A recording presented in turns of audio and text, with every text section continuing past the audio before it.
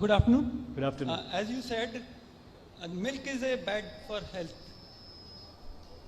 There are 4 white things: maida, Yeah. sugar, salt. Milk, maida, sugar and salt.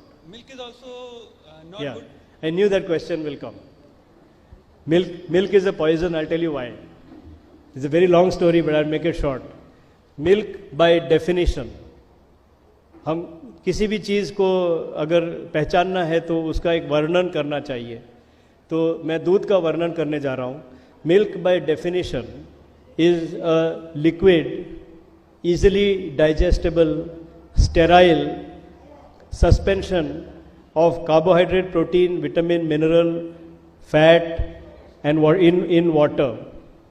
And the ingredients are arranged in the proportion to the needs of the infant of that species. इसका मैं हिंदी में अनुवाद करूं तो दूध एक ऐसी चीज़ है जो लिक्विड है, जो शुद्ध है, जिसमें कार्बोहाइड्रेट, प्रोटीन, फैट, विटामिन और मिनरल का समावेश है पानी में, और इनका जो प्रपोर्शन है, जो इन सब चीज़ों का जो प्रपोर्शन है वो उस स्पीसीज के शिशु के अनुकूलता के अनुसार ही बना है. मतलब भैंस का दूध भैंस के लिए अनुकूल, गाय का दूध गाय के लिए अनुकूल, बकरी का दूध बकरी के लिए अनुकूल और इंसान का दूध इंसान के लिए अनुकूल. और इसने कुदरत ने ये खुराक बनाया ताकि वो शिशु जब तक बड़ा हो जाए, that little infant of that species becomes grown up and is able to find and eat adult food. He is given ready-made food in an easily digestible manner. That is the definition of milk. अब इंसान जब जन्म लेता है वो अपनी माँ का दूध लेता है. He takes his mother's milk. After 2 years, his mother get tired of feeding him. She says, now I give him milk from the outside. And she brings buffalo's milk and she feeds the child buffalo's milk. That child is so small and a buffalo's child is so big. The buffalo's milk contains so much protein, so much fat, because the buffalo has to grow to 2,500 pounds. A little baby gets this milk, he can't digest it, it becomes fermented and he vomits. So as soon as he vomits, you take him to the pediatrician and the pediatrician says, I think he has got gastroenteritis, and you give him medicines. You give him an antibiotic. He takes antibiotic, he becomes more weak. Again you give him milk, again he gets loose motions, again you go to the pediatrician, and his childhood is ruined with antibiotics and medicines. उसके बाद अगर उसको ये दूध पेट में कुछ नहीं हुआ तो वो खून में जाएगा, खून में हजम नहीं होगा तो उसका बलगम बनेगा. और बलगम is mucus and mucus must get out of the body, so it comes to the nose. And it starts to come out from the nose, and we call that cold. The child has got a cold, so you take again pediatrician and he gives medicine for cold.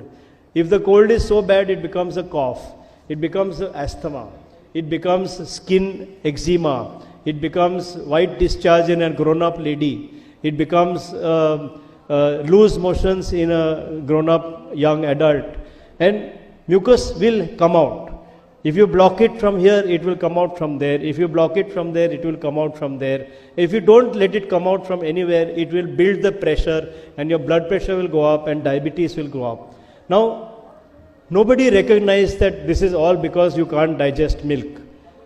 They say he's got so many diseases. He got cold, season change, cold happened, he's got asthma. Don't give him this, don't give him, but give him milk. Stop the milk, and within 15 days, all the disease goes away. And then I see there is no need to give milk. Then people say, old people come to me walking like this. And I say, what's the matter? I got very severe arthritis. Then I ask them, what do you eat? I have 2 cups of tea in the morning. How much milk in the tea? Is a full milk. Why full milk? Doctor said, I need calcium for my arthritis. I said, how many years you drinking milk? He said, from childhood.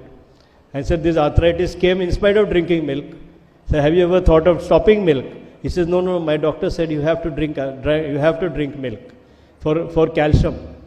मैंने उसको कहा, आप मुझे जाओ और बाहर जाके बोलो, मुझे 10 लोग दिखाओ जो दूध पीते हैं जिनको आर्थराइटिस नहीं है, और मैं आपको 10 लोग बताऊंगा जो दूध नहीं पीते हैं और उनको आर्थराइटिस नहीं है.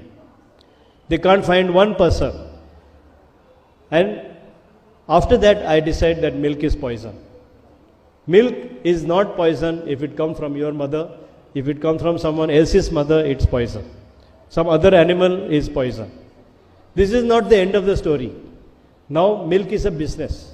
आज दूध एक बिजनेस बन गई है, डेयरी बन गई, और डेयरी में एक गाय या एक भैंस को एक मशीन माना जाता है. ये दूध बनाने वाली मशीन, इसके 35 लीटर आते हैं, इसके 45 लीटर आते हैं, इसके 45 litres you get in a day. So the buffalo is given injection so it become pregnant. Those hormone injection make her pregnant. When she become pregnant, she is given injection so that she carry the pregnancy for full time. When the baby is born, she is given injection to make more milk. When she make more milk, the udder becomes so big. उसका स्तन जो है वो इतना भारी हो जाता है कि उसमें दूध जम जा सकता है, और जमने के बाद उसे बहुत दर्द हो सकता है, इन्फेक्शन हो सकता है, और उसकी जान भी ले सकता है. तो वो न होने के लिए उसको पहले से एंटीबायोटिक दिया जाता है. अब बच्चा पैदा करने के लिए हार्मोन, दूध पैदा करने के लिए हार्मोन, और कंजेशन से बचने के लिए एंटीबायोटिक, ये तीनों चीज़ दूध में आती है, और वो दूध हम पीते हैं, और हमें वो हार्मोन्स मुफ्त में मिलते हैं. और फिर आज अगर आप देखो तो कैंसर कहाँ होता है? स्तन में होता है, प्रोस्टेट में होता है, सर्विक्स में होता है, यूट्रस में होता है, ओवरी में होता है. ये पांचों इन हार्मोन पे निर्भर है, और अगर हम इसका सेवन न करें तो हमें ये हार्मोन कहीं से नहीं मिलेगा. तो ये और एक कारण है कि दूध जहर है.